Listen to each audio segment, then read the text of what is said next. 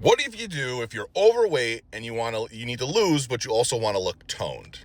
This was on a video that I was talking about progressive overload. So in relation to that, you still should do progressive overload.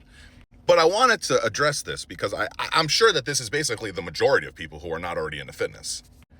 If you want to look toned, you have to have muscle. Tone is basically you being lean enough to see your muscles. That's really all it is. And what it is when people think tone, they think not big muscles. They want like smaller muscles that you can see. For that to happen, you need to do two things. You got to lose weight and you got to build muscle. You cannot really do those things simultaneously. At the beginning, you can. So like if you're new, I would just start going to the gym lifting weights, and I would get on a healthy diet where you start figuring out what you can and can't eat and help lose a little bit of weight. But eventually over time, what you're gonna need to do is you're gonna have to have periods of time where you're growing, where you're working out really hard, lifting really heavy, eating a little bit of extra food, and then other times where you rip all the body fat off. As they say, bulking and cutting. But for people who just wanna look toned, I really think all you gotta do is you gotta lose some weight while you are going to the gym and lifting heavy, especially if you're new. So I would say for the first year, if that's what you're trying to accomplish, just figure out what your calories are.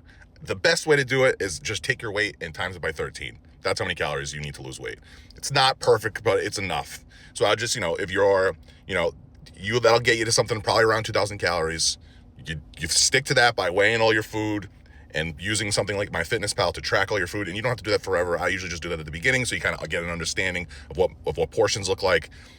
You do that, you get your calories to a point where you can lose a little bit of weight, and then you go to the gym and you work out really hard. And when I say go to the gym working really hard, you can probably go 3 days a week doing full body workouts, and that's plenty to get it so that you would look toned. And that's it.